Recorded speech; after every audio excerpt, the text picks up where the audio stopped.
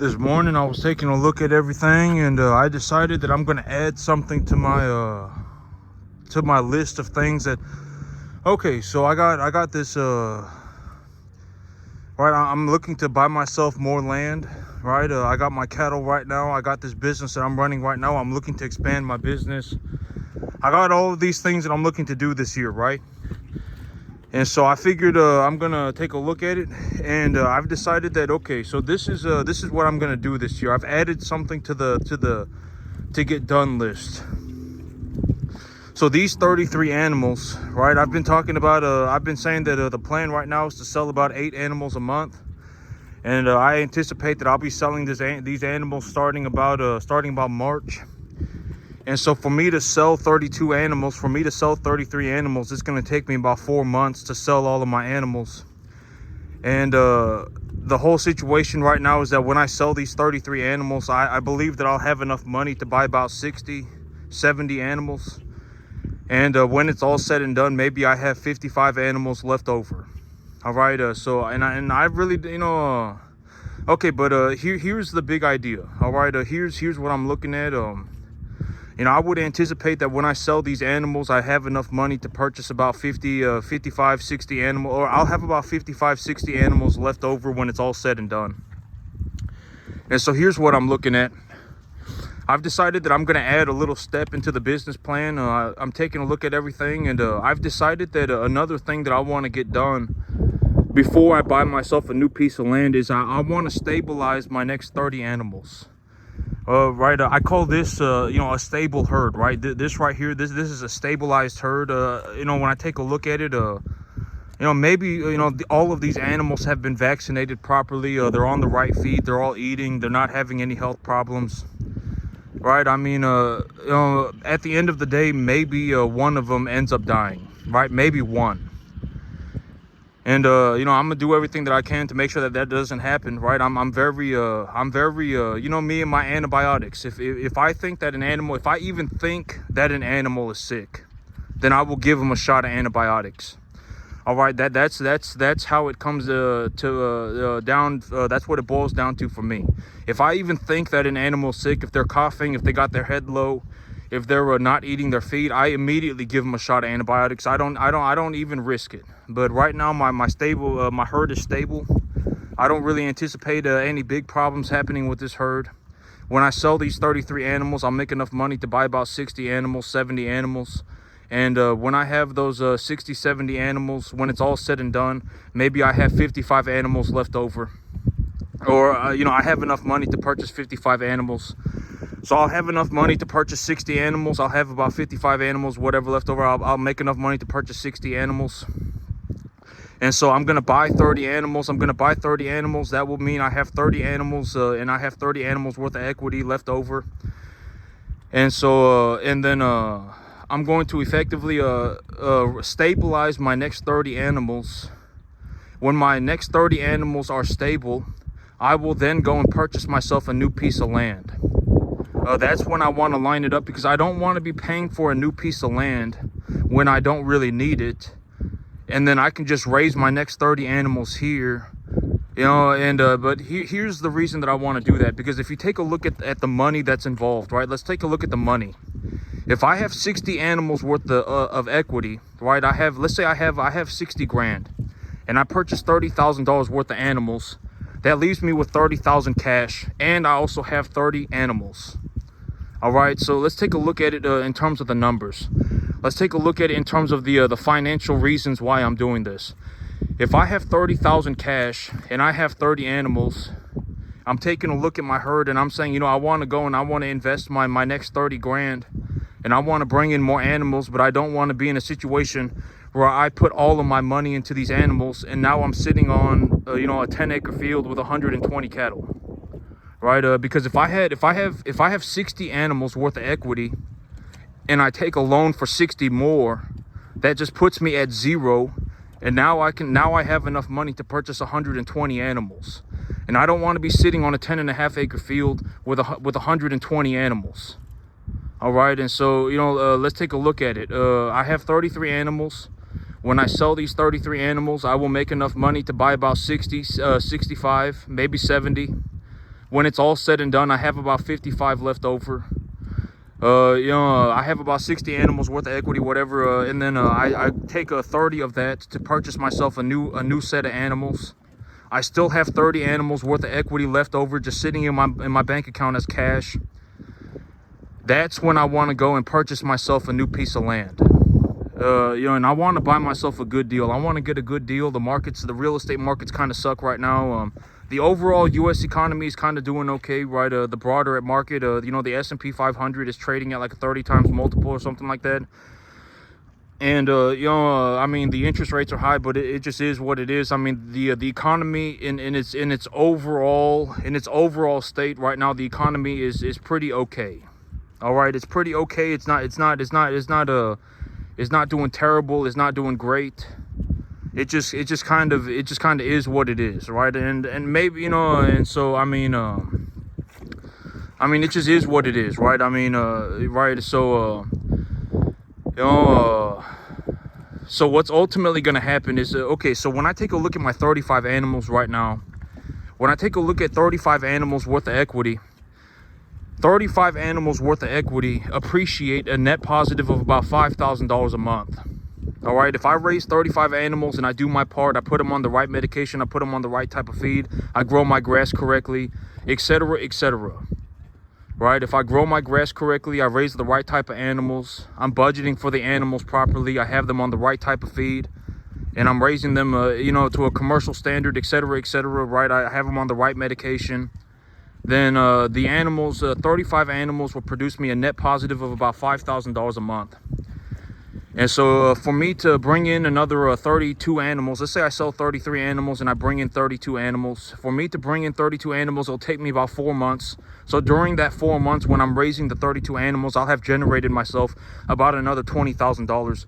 And also these 4 months are going to be in the middle of spring when I have a large amount of grass. And so, the expenses for the springtime are going to negate the expenses for the winter time. And effectively, I will just be right on the average. I'll be making somewhere between $5,000, $6,000, $7,000 a month.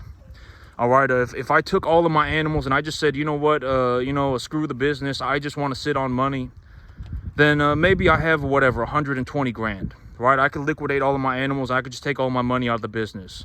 But why would I do that? That's not a good idea, right? I mean, why would I want to do that, right? If I stopped running this business, I would hemorrhage money.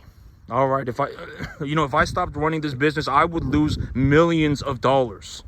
Why would I want to stop running this business?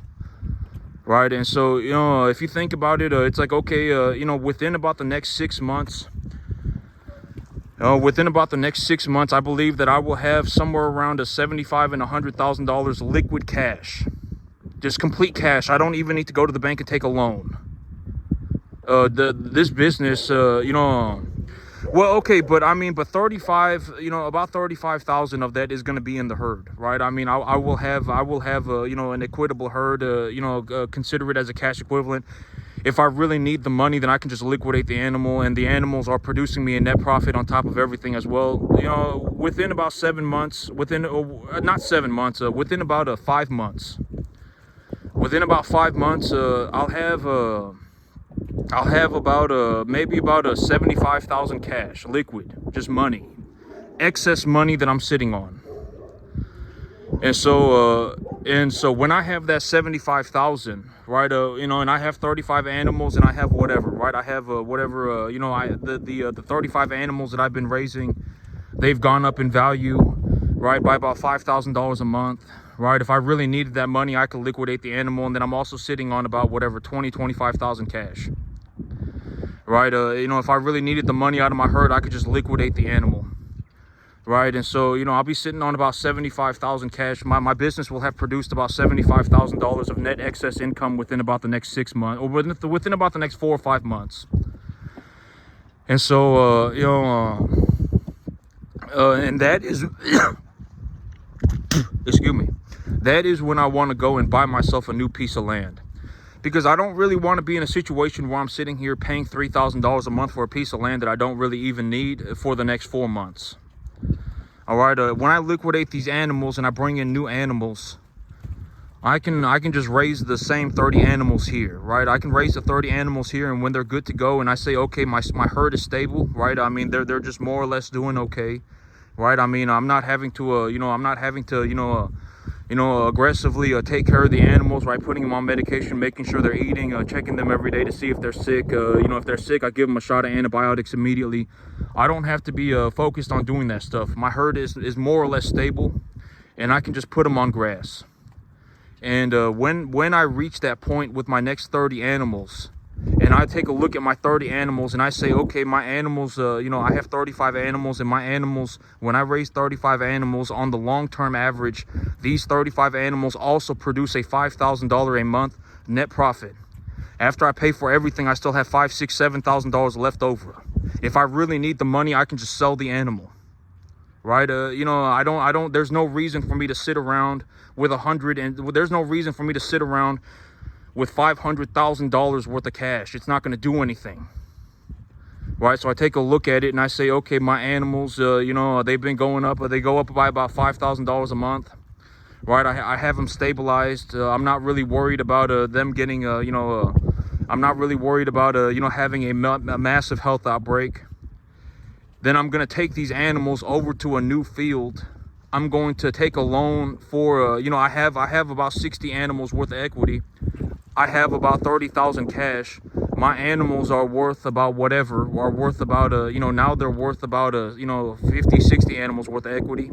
I can go to the bank and I can take a loan to purchase another 100 animals. And if I use the bank's money to invest, to purchase 100 animals, I myself will have 100 animals worth of equity. The bank will have given me a loan for 100 animals worth of equity. That will put me at a net zero, and then I can appreciate 200 cattle at the same time. That's how I want to line things up. That's how I want to line things up. I don't really want to be in a situation where I'm sitting here with an open field. Right, I can go and I can raise the next 35 animals here until they're ready to go. Right, and then when they're ready to go, I can then take them to my new field. I can bring in another 35 animals here, and then I can go to the bank, right? Take a loan for the amount of money that I have. Invest, half of the animals be the bank's money, and half of the animals be my money. And if I do that, I'm just at zero. And I get to appreciate twice as many assets. But that's a very realistic look at how much money I make on this business. If you want to take a look at how much money I make on this business, in the next starting by within about a month and a half, when I start liquidating these animals, it will take me about 4 months to liquidate all of these animals. And when I liquidate these animals, these 33 animals will produce me enough money to purchase about 60, 70 animals. And let's say I had, but that if we're going to talk about just straight cash, like if I was just going to sit here with money, I would have about, 60, 70 animals worth of money, about 60, 70 grand. And so, maybe not 60, 70 grand, because I don't pay one, if I was going to buy straight number one type, if I was going to buy straight number one animals, right, then it would cost me about 60, 70 grand. But I don't purchase straight number one type animals, right? I talk about this all the time. If I take a look at an animal and I say that the animal looks good and I can make money on it, then I will buy the animal. It doesn't matter to me. All right, if I go to the sale barn and they're selling a little number 1.5 type, a crossbreed animal, and that crossbreed animal is selling for whatever, right, $700, and the animal's 200 pounds, and then I'll buy that crossbreed animal for $700. I can make money on that animal, right? We're just talking about a crossbreed beef animal. Then I'll buy that animal. I don't sit at the sale barn and look for straight number one type cattle. All right, I don't go to straight number one type cattle sales. I don't do that. If these animals, I even purchase number two type cattle. If I go to the sale barn and I take a look at the animals and I say I can make money on this animal, I'm watching the auction and the auctioneer is saying this animal is whatever, starting the bid at $2, and the animal's 200 pounds, then I'll bid on the animal if I can make money on the animal. All right, and so I'm not going to make 60, 70. If I was raising straight number one type cattle, and I had 33 of them, then sure, I'd make about 60, 70 grand when I sold them. But I don't have straight number one type cattle. Maybe I make a 55, maybe I make 50, right? And so, you know, but still it doesn't, you know, and then when I go and purchase animals, I also don't buy straight number one type animals, right? And so, you know, that, you know, I can effectively double the size of my herd. And so for me, if I can make money on the animal, then I just buy the animal. I don't sit there and look for straight number one type animals. I take a look at them and I say, oh, this is a brindle calf, looks like a Brahma shorthorn, right? This animal, right, like you know, like this one right here, I think that this one's some kind of a Brahma shorthorn, you know, off-breed type beef animal, but I bought the animal for $400, right? You know, then, you know, when I sell this animal, I'll probably make a $1,600 on it. I'll make $1,400 on them. Took me $300 to raise the animal. I still net a profit of $700, right? So I mean, it doesn't matter to me, right? I mean, if I can make money on the animal, I'll just buy the animal. And so, but that's how I'm looking at it. And if you want a realistic look at how much money this business produces, when I sell these animals, I'll start selling them, and when I sell these 33 animals, I'll make enough money to buy about 55, 60 animals.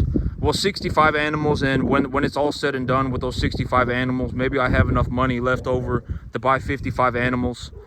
Oh, not enough money. I have about 55 animals left over if we think about death loss and et cetera, right? And so, you know, when I sell these animals, I'll have enough money to purchase about 70 animals. I'll have enough money to purchase about 65 animals.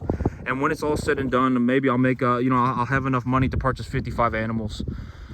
And so, and then while I'm doing that and I'm bringing in new calves, if I'm raising 35 animals at the same time and the herd is kind of stable, et cetera, then, you know, the animals will make me another net profit of about $5,000 a month. So while I'm selling animals and bringing in new animals, the animals that I have are still going up in value. I'll still be making about $5,000 a month. You know, so I'll make another $20,000 before I even get done selling the animals. So I'll have 55. I'll have you know, I'll have about 55,000. Add 20,000 onto that. That's 75 grand. All right, I'll make about $75,000 in the next about 5 months. All right, if I wanted to sit here with just cash and I just said, you know what, screw the business, I don't want to be a cattleman anymore. I just want to sit on money. Then, you know, and if I just liquidated everything and I just sat here, in 5 months, I'll produce about $75,000. All right, you know, and I was actually talking about this. I'm taking a look at everything, and my income for the year is going to be about $250,000. It's going to be about $250,000 for the year. And I run cattle on a 10.5 acre farm. And I'm just going to be completely honest. You know, when I get everything situated, because here, you know, I'm not going to sit on a 10.5 acre farm for the rest of my life. I don't, you know, if I wanted to do that, I could always come back and do that. All right, if I really want to come back and sit on a 10.5 acre field for the rest of my life and just run commercial cattle, I can always come back and do that.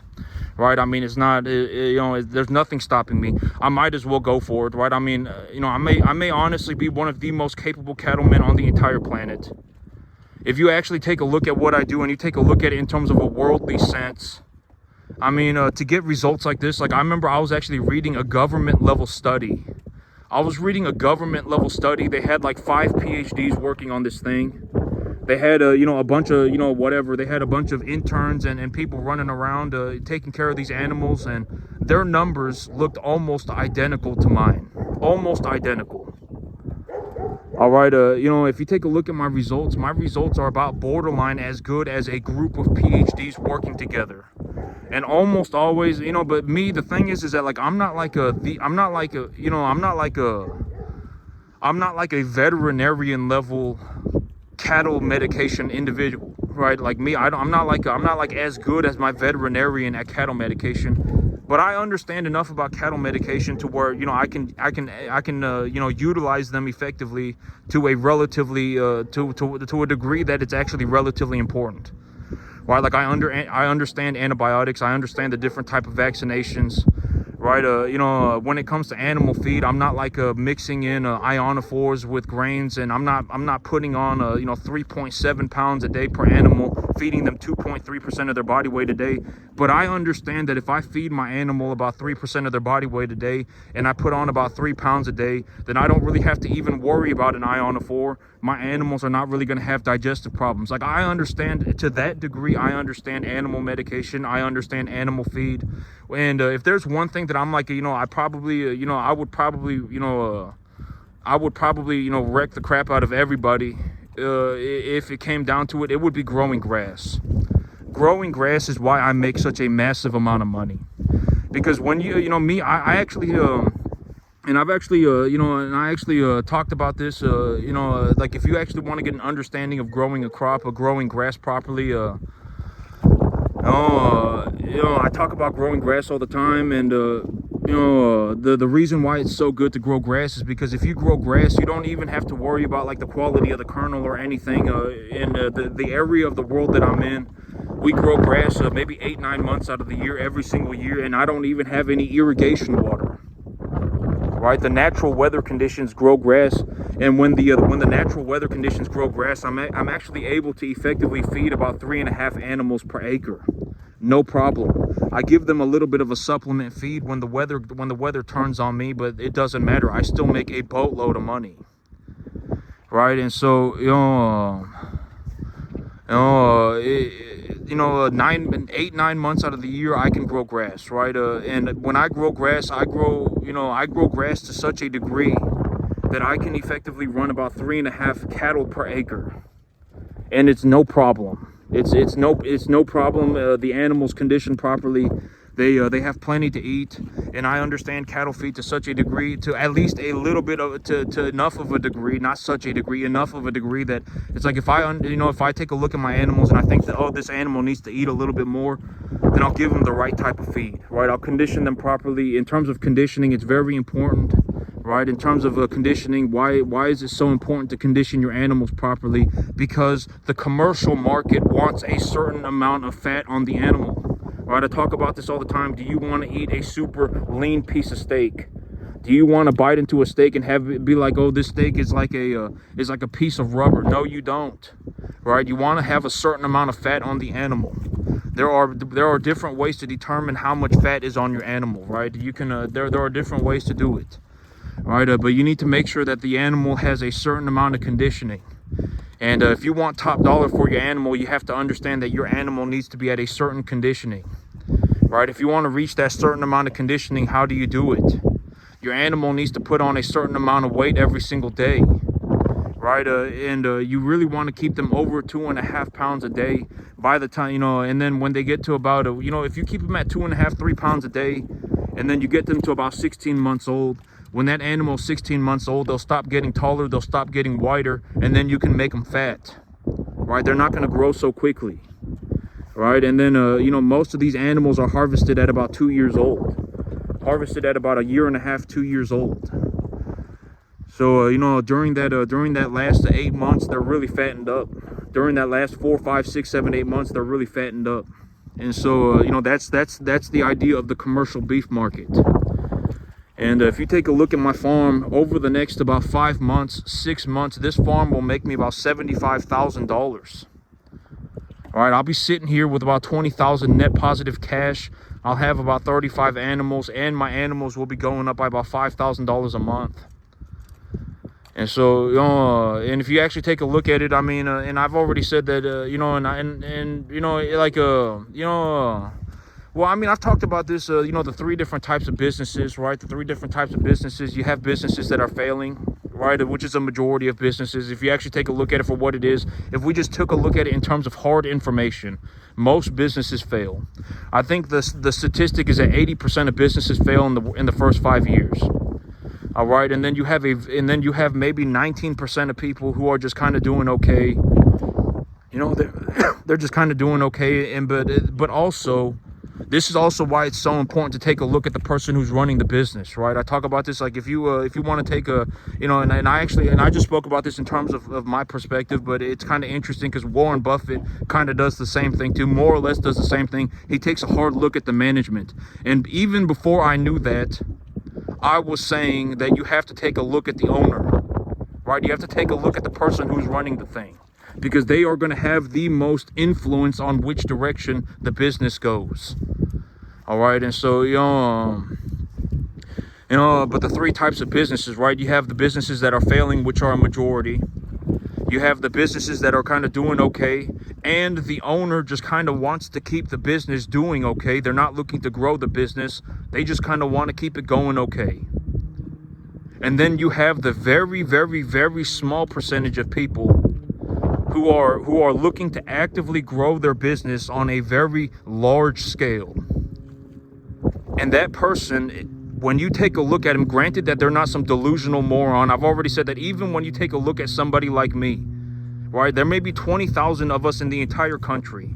If you take a look at how much money I make, maybe it's a 0.0000001%. If you actually take a look at me, and then you find other people who make as much money as me, half of them might be an idiot. It might even be more. It might be 75%. Or they're not even going to be in the growth category. They're going to be in the we just want to keep things going okay, and I just want to make $2 million a year. I just want to make $7 million a year forever. I just want to make $10 million a year forever. I'm not really even looking to push up my income. I'm not looking to do better for myself. They're just looking to make $7 million a year forever. Right? And then but me, I am looking to actively grow my business. This is how I'm going to do it. Right? In 3 months, when I start liquidating, and I've liquidated about half my herd, and I brought in my next set of animals, etc., etc. Within about 5 months, my business will have made about $75,000. Right? I'm going to be sitting on this much money, and my animals are going to be worth about this much because of these reasons, etc., etc. I'm going to go and buy myself a new piece of land and run more cattle. Right? I'm looking to actively grow my business. Even on a 10.5 acre field, I managed to make myself almost $200,000 a year, net positive. All right. If you take a look at how much money I'm going to make over the next 5 months, I'll make about 75 grand. And so, when you take a look at my results, I mean, and you take a look at it in terms of the broader scheme of things, I'm in the top 0.00001% of the entire U.S. economy. All right, and if I took 350 grand and I dug a hole in my backyard right now and I threw that 350 grand in the hole and lit it on fire, it wouldn't even do anything to me. That's the situation that I'm in. All right, but when I line it all up, when I have it ready to go, I'm going to go and buy myself a new piece of property. I'm going to look to actively grow my business. I have a reasonable plan for how I'm going to do it. If you're going to be a moron, keep your BS to yourself. Throw yourself into a hole. Do the world a favor. All right, I got things to do. I'm not here to save anybody. I'm showing you what I'm doing with the intentions of maybe if I'm just straight up honest about it, then people will just, then it will help somebody. I don't save people. Maybe I can help 2 people. Realistically, if there's 10,000 of you, 9,999 of you are damaged beyond repair. The damage is done and it's permanent, and you're not ever going to get better. All right, and maybe you can turn yourself around. I sincerely do hope that you do turn yourself around. But if you're not going to turn yourself around, then keep your BS to yourself. All right, I managed to make myself over $2 million on a 10.5 acre field. If you take a look at my cash flow over the next 5 months, I'll produce about 75 grand. And so, it just is what it is. No, money talks. Numbers are just numbers. Money's just a number in the bank account. It just is what it is.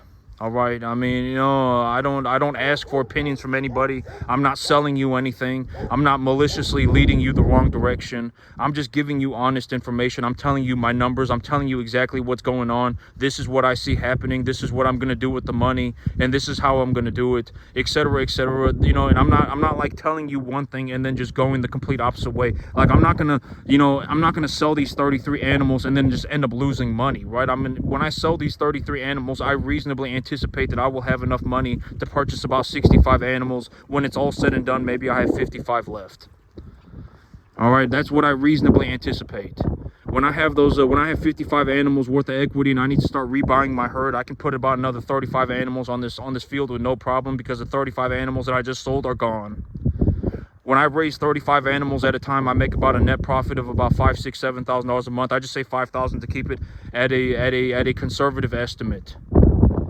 All right, it's going to take me about 4 months to bring in the new herd and stabilize them. I will still have, that's going to make me about $20,000 during that time period. I made whatever, 55 grand, add 20 grand, and then I also have 20 grand that I just had sitting cash, right? Because I have 55 animals worth of equity, and I have 55 animals worth of equity, and I only purchased 35. So realistically, I'm gonna have about $95,000 cash in the next 5 months. All right, that's why I was saying about 75, 100,000 cash in the next 5 months, and that's just off my cattle business. All right, I'm taking a look at it, and I want to expand my business. I want to do better for myself. All right, I don't ask for people's opinions. All right, I'm not selling you anything. I don't want your opinion unless you're actually going to give me some, realistically good idea, right? I mean, you should consider, adding 5% of your diet in corn, right? Or something like that. I mean, it looks like I've been taking a look at your field, and your grass looks like it has a potential, calcium deficiency. I'm actually thinking about putting calcium on the field, just to replenish the amount of calcium that I've been utilizing, just to replenish that. I know I have a high soil pH, but I want to replenish the calcium, because calcium is effectively the 4th most important nutrient, and then it's sulfur. So by about spring, I want to put a little bit of calcium. I mean, if you have a legitimate idea and it's like a good idea, it's not just like I fell out of heaven a 7 and I'm gonna go on a mystical, magical adventure. As long as it's not something like that, then sure, I want your idea. But if it's not something, think about what you're gonna say. All right, think about it. Make sure it's actually good information, objectively correct information.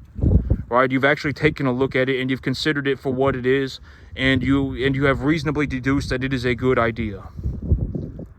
All right, I don't care about your, life is not a journey. Life is not an adventure. I have millions of dollars on the line, millions.